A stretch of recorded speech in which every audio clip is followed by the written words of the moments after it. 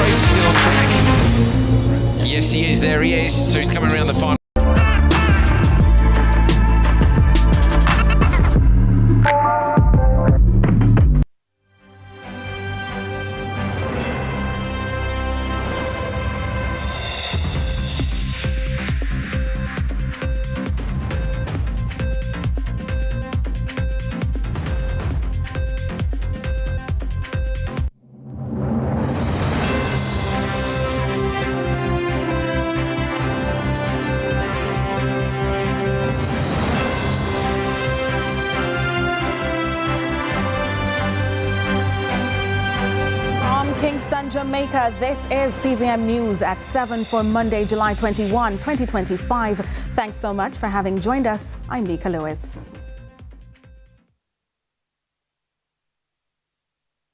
We take a quick break. We'll be right back with the news.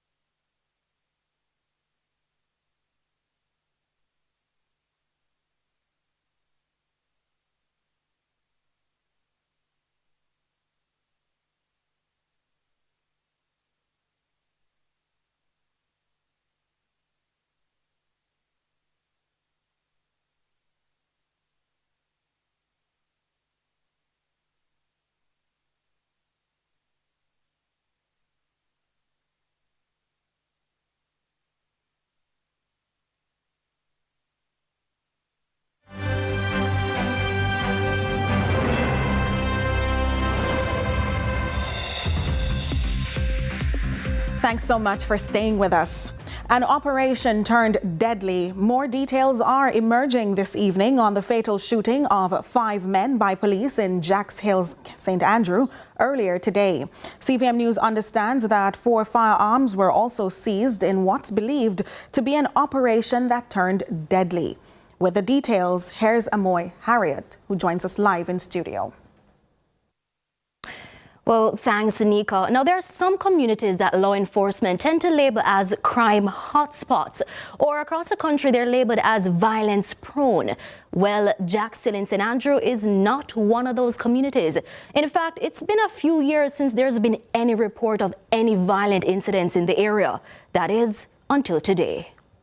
Scores of police officers and a crime scene tape decorating the street. An unfamiliar scene in the usually quiet community of Jacks Hill in Kingston earlier Monday. Reports are that a team from the Counter-Terrorism and Organized Crime Investigations Branch, CTOC, acting on intelligence, conducted an operation in the area. Law enforcement sources allege that the deceased men were members of a Denhamtown-based gang and were on their way to carry out a contract killing in Jacks Hill. It's further alleged that the police, who were tracking the men from elsewhere, confronted the group before they carried out the act. CVM News understands that the cops were reportedly fired at, which prompted the lawmen to return fire.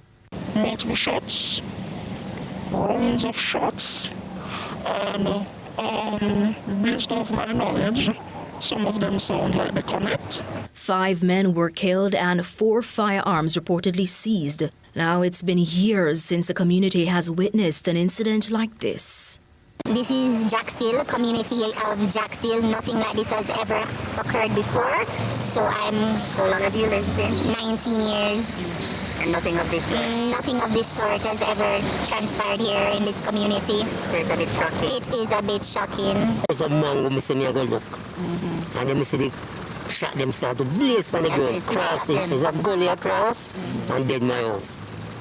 And they missed no, this is normal. First this is something like this. Because when you hear a gunshot, I say, upscale community it is. So this is a normal thing. So it have to be police or something, you know. But it's very scary. To be honest, very, very scary. You see that for real? And I could get killed with these 3 bullets. The Independent Commission of Investigations, INDECOM, is reportedly investigating the incident. Amoy Harriet, CVM News. And we know that Amoy has more to share about that developing story. Right, Amoy? Yes, Nico. Well, the JCF in a press release this evening said that they're searching for a 6th man who was also involved in today's incident, but he escaped. They're also seeking or asking Courtney Ashley, otherwise called Bloodstain, to report to CTOC. And they're also asking the public, anyone with information who can assist the police, to report to CTOC or the nearest police station. And of course, we'll be tracking this story and we'll have any updates as they become available in subsequent newscasts. Thank you so much, Amoy. Well, the persistent failure to prioritize the deployment of body-worn cameras in any planned operations is a growing concern with the Independent Commission of Investigations, INDECOM. These alarming statistics were highlighted by the Deputy Commissioner of INDECOM, Hamish Campbell, who expressed concern over the continued rise in fatal shootings by the country's security forces, in particular fatalities rising from planned operations across the country. Here's more from Williams. According to recent reports, 177 persons have now been shot and killed by the security forces since the start of the year. Since 2024, a total of 39 law enforcement officers have been charged following an INDECOM investigation. In examining the 12-month period, July 18, 2024 to July 18, 2025, 288 persons have been shot and killed by the security forces.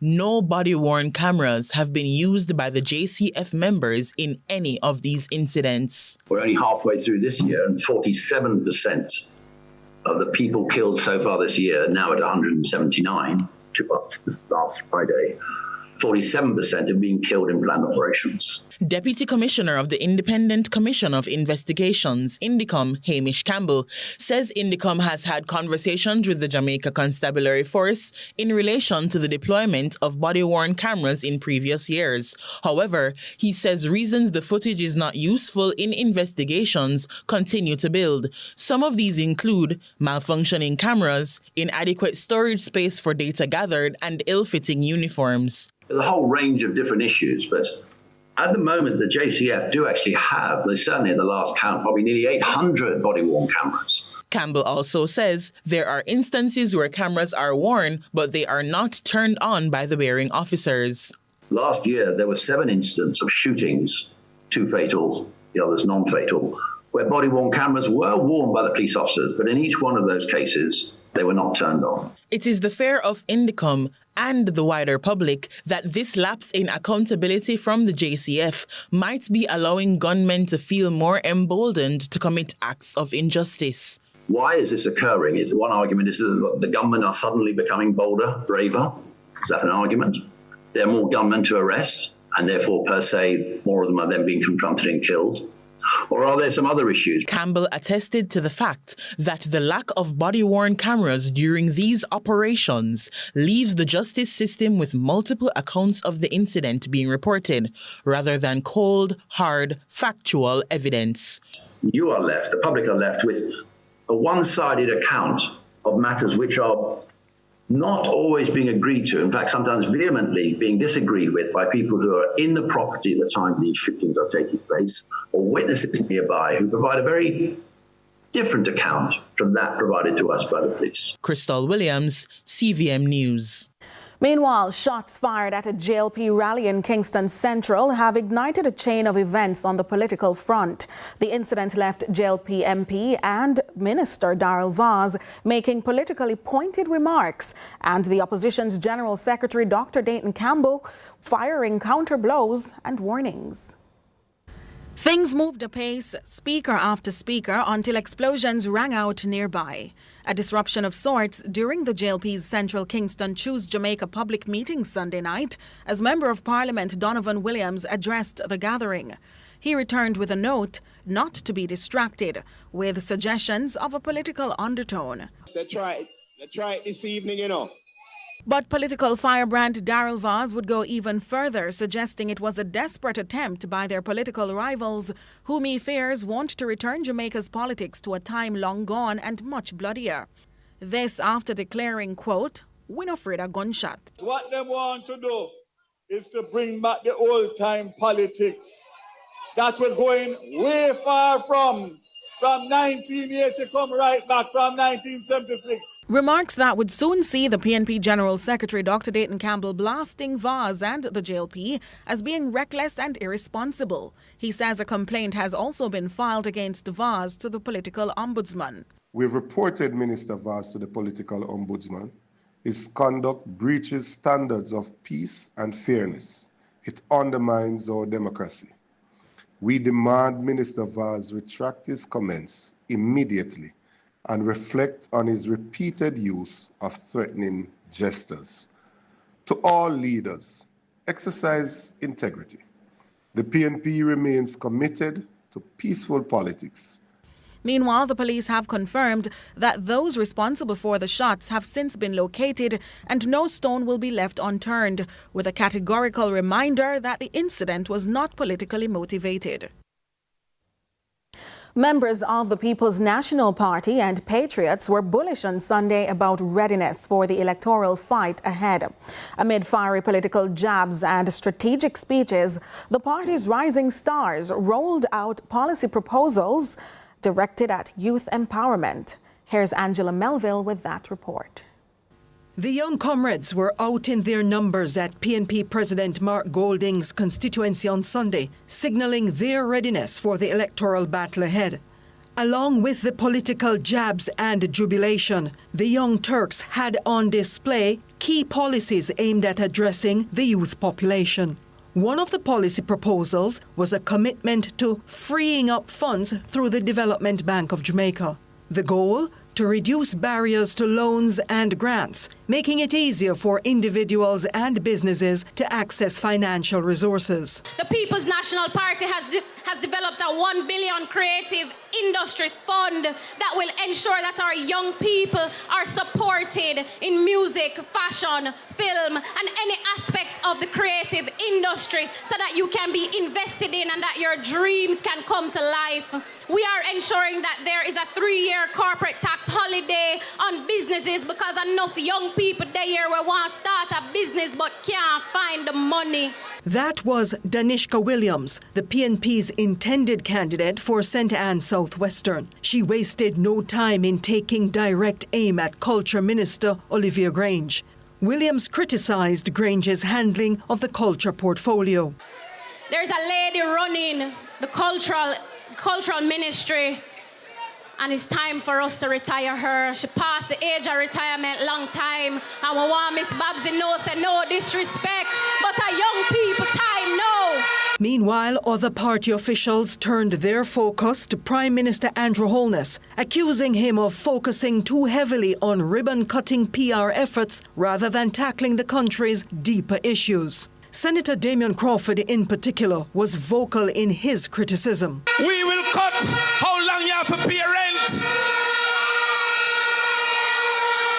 Because the rent-to-own policy is saying that those who are sell down a market, those who are play sound, those who are keep round robin, you will be able to move into a house without any salary slip. Crawford also stressed that the government's failure to properly address corruption was a matter of grave concern, one that required urgent attention. The same money could have bought 100 2026 brand new coaster bus with 3-year warranty.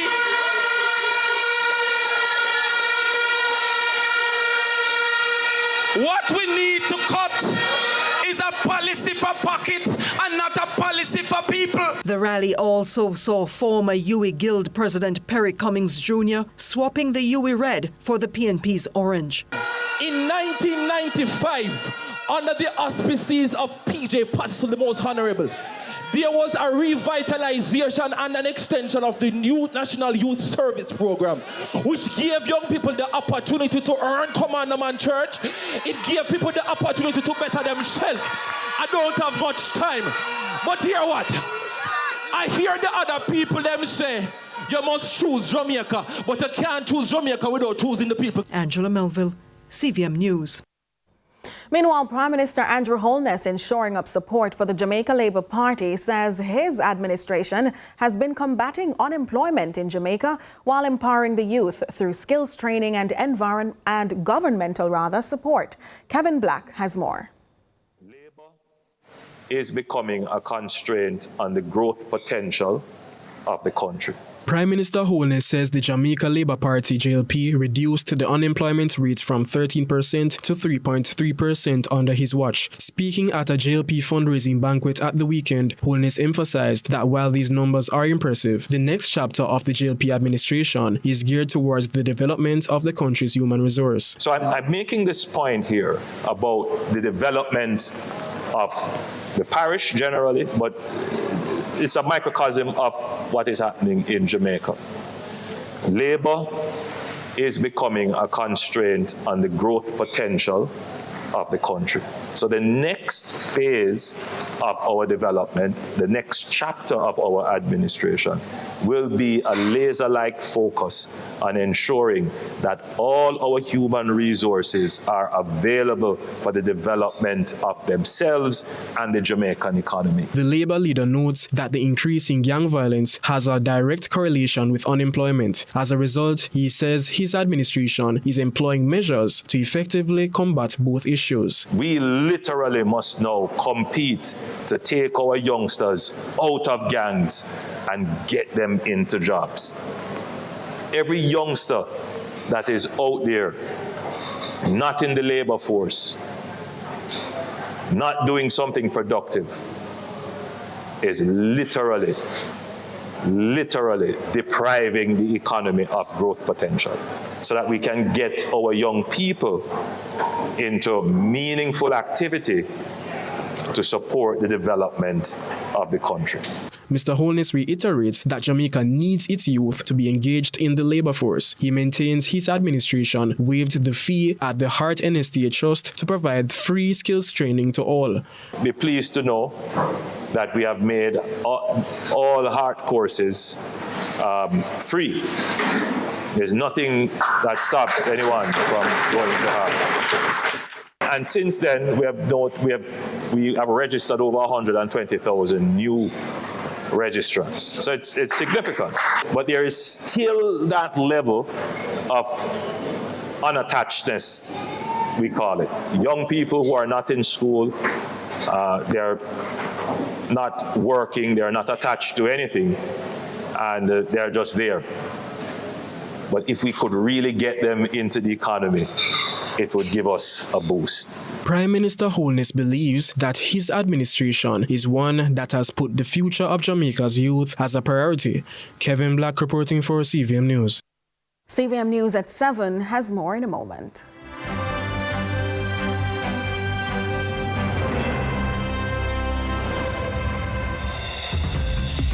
Courts presents their 2025 appliance event. Be inspired at all Court stores nationwide. Save up to $50,000 on select appliances, plus free gifts with purchase. Buy a washer or get 20% off any dryer when you shop on cash or credit. Plus, shop now and pay later on 6 to 48 months credit. Be inspired at the Courts 2025 appliance event, only at Courts. Bringing value home. Offer ends July 24th. Conditions apply. Remix the summer with Digicel. 100 lucky winners win $100,000 each, plus surprises all summer. To enter, buy a SIM 7-day plan or higher. Switch to Digicel. Be an active postpaid or Digicel Plus customer, or receive US $15 or more from abroad. Gift a friend a plan. They could win $25,000. Remix the summer with Digicel. Authorized under Section 58 of the Betting, Gaming and Lotteries Act. Promo ends September 15, 2025. Conditions apply. Visit DigicelJamaica.com for more info. Digicel, better connected this summer. Let's delve deep into the issues. We'll take you beneath the surface.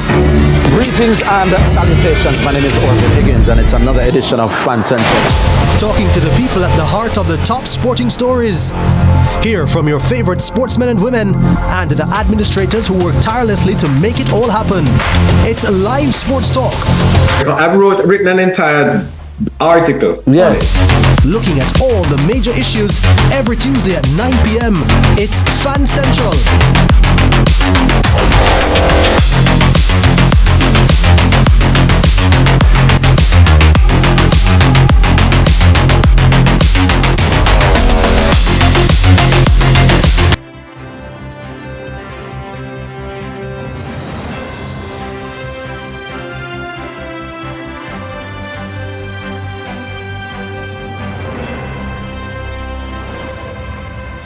Thank you so much for staying with us. 2 people, including a toddler, are dead and another person injured following a crash along the Maypen to Williamsfield leg of Highway 2000 in the tollgate area. Reports are that a BMW X6 motor vehicle had a blown-out tire while driving, which is what prompted the vehicle to flip, which resulted in the accident. Victims are identified as 29-year-old Lucian Benefit and his 3-year-old daughter, Luciana. Now, both sadly did not make it out of the situation alive. A third unidentified person has been reportedly hospitalized in serious condition. Now, motorists are being advised to be cautious when speeding along the highway, adding that there's need for reduced speed as the recurrence of tragedies is likely. Unrest in Bull Bay, St. Thomas this evening after residents took to the streets in protest to clear the name of a man who was fatally shot by police in the parish last week. As you'll hear in this report, the incident has also led to renewed calls for police officers to receive training on how to respond to mentally ill people. A man is dead and a community now demanding answers. Placard-bearing residents flooded the streets of 11 miles Bull Bay in St. Thomas Monday morning following the fatal shooting of a community member. The deceased man, identified only as Shane, was killed by the police in an alleged shootout last Friday. The cops also alleged that a firearm was recovered from his body. But the residents are crying foul, claiming the police are spreading a false narrative. The people in this one, the police them, going on them not stop back, and put on gloves, and they got the silver gun and Shane is not a gunman. Shane is a helpful person in his community. She is sick. She has never hold a gun yet. On the wicked, on the put gun for the young man, but never hold a gun yet. She is not a gunman. She is a madman. We want justice for him this morning. For many of the residents, the pain runs deep as this isn't the only such incident in recent days. CVM News was informed that another mentally ill man in the parish narrowly escaped death by the police mere hours after Shane's murder.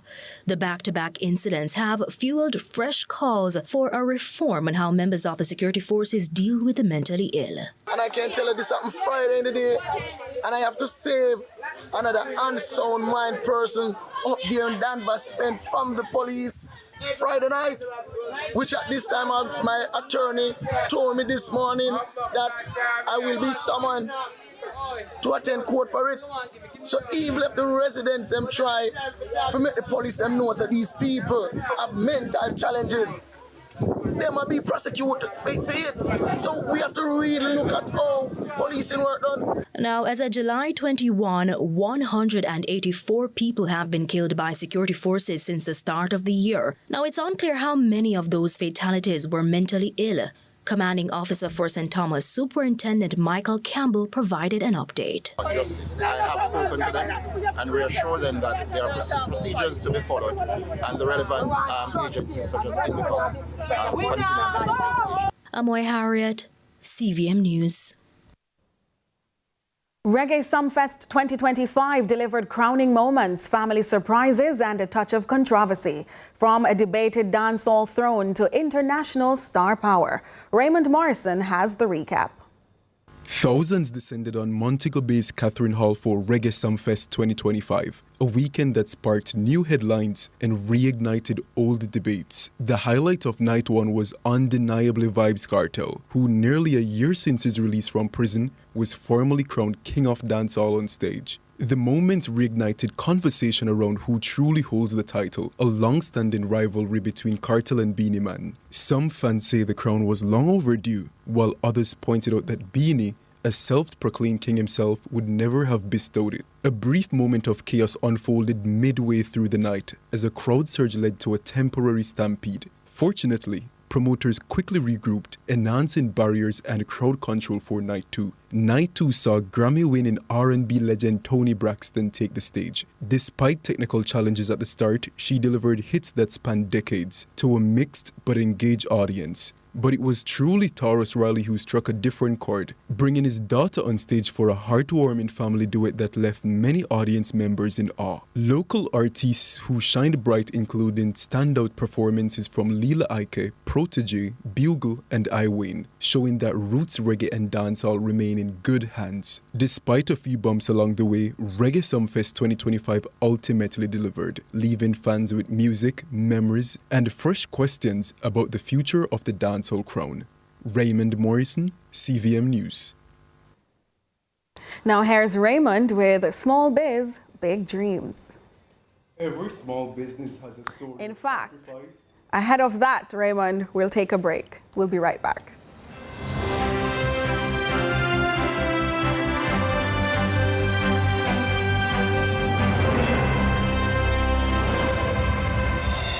Tears of finger-licking good memories, yeah. The time by KFC is 7:30. Remix the summer with Digicel. 100 lucky winners win $100,000 each, plus surprises all summer. To enter, buy a SIM, 7-day plan or higher, switch to Digicel. Be an active postpaid or Digicel Plus customer, or receive US $15 or more from abroad.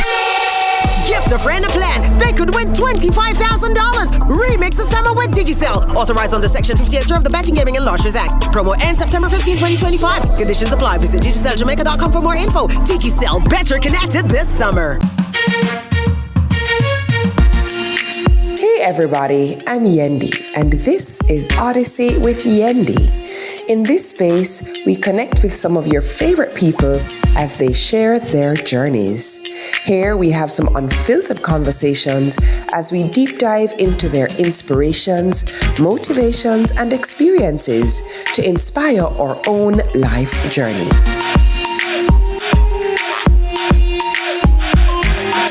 Odyssey with Yendi. Brought to you by Grace, Singer, and IslandNet Services.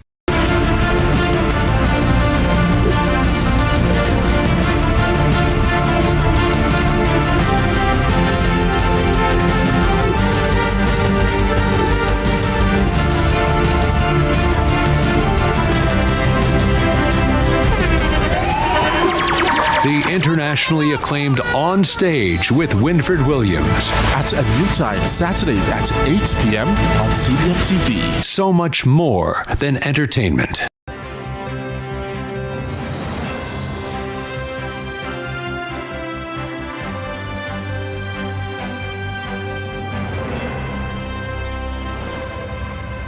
Welcome back.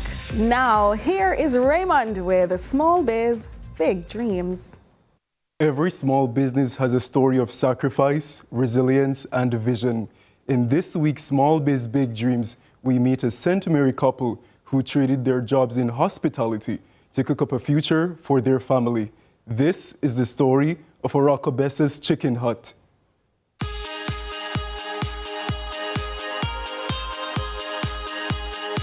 So what's special about Chicken Hut? If I'm in Arakabesa on Main Street and I want something to eat, why am I going to stop at Chicken Hut? The chicken. The chicken without a doubt. Listen, we have people passing from Kingston. So this is an ideal spot where we have people come from Kingston and they say that, hey, we have to stop at Chicken Hut and get some chicken. I have family overseas. I cannot go and visit them if I am not carrying some Chicken Hut chicken. Is it nicer than KFC? It definitely is. I'm not even going to be biased. It definitely is. So this is the thing, our fried chicken. So we do offer different types of chicken. We have our barbecue fry, we have our baked, but our fried chicken is our specialty. And it's always consistently good. Fried chicken is more than just a meal, it's a mission. For Yan and Kerry Chinloy, their business, Chicken Hut, is fueled by love, hustle, and hope of building something their 5 daughters can be proud of. The Chinloys left their jobs in the hospitality sector to pursue entrepreneurship, a risk that paid off. We've been in operation for, I'd like to say, about 20 years. We were actually across the road initially. We've been in this location for about 17 years. We both worked in the hospitality industry and just decided to quit our jobs and start our own business. As we started our family very young, got married very young, had our first daughter. A year later, we had our second daughter. 2 years later, we had the third daughter. So now we have 5 girls. So we really started this business out of desperation, I'd like to say. And we actually, believe it or not, we started this business frying our chicken and our fries out of pots. We didn't have deep fryers, we didn't have the money.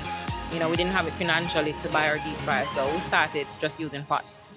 Naturally, like any other small business, there were challenges, but even during the COVID-19 pandemic in 2020, this family-led operation saw opportunities to grow. COVID came, and I think we actually expanded our business during COVID, because what we did is we acted fast and we signed up for, what was the name of it was the ENDS. Remember they had an ENDS program where restaurants were able to open during COVID. So we jumped on that. We were the first restaurant in St. Mary to actually apply for it, not even KFC.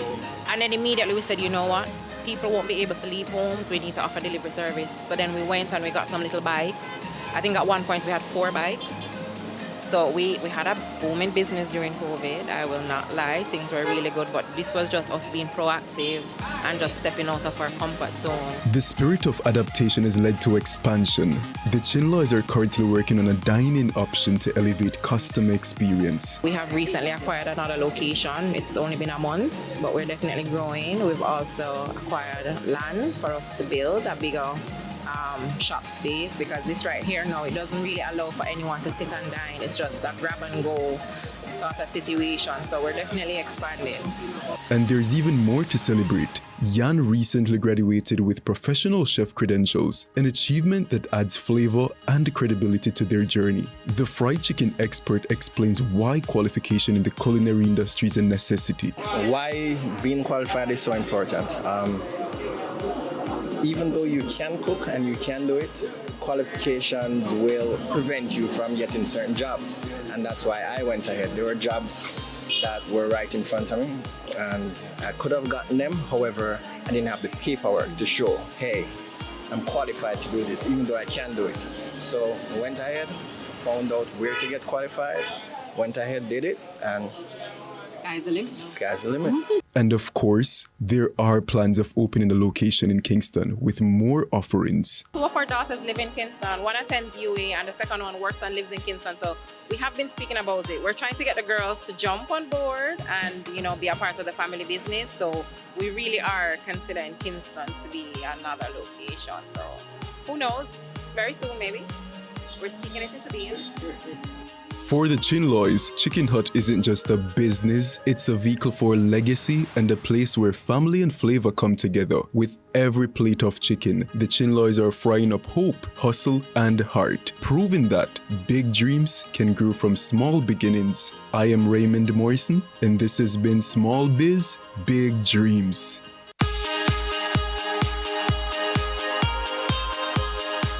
Well, wow, Raymond, we don't have to ask what you most enjoyed this time around, do we? Of course, it was trying the chicken, and I must say it was very crispy and flavorful. And it's true, you can't be passing through Rockabessa on Main Street and not stop at Chicken Hut. All right, you have a new follower. Thank you. But with that, we take a break because sports is next.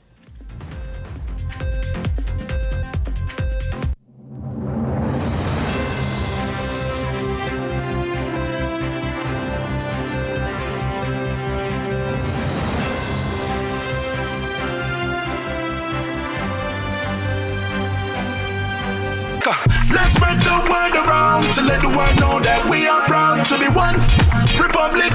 We on the road to republic. Well then, let's propel we nation moving forward in a new direction. True independence, that's the projection. No more dependency, it's the best plan. Yes, we know what's best for us, cause we want we country prosperous. So make we just pull together as the general public while on the road to republic.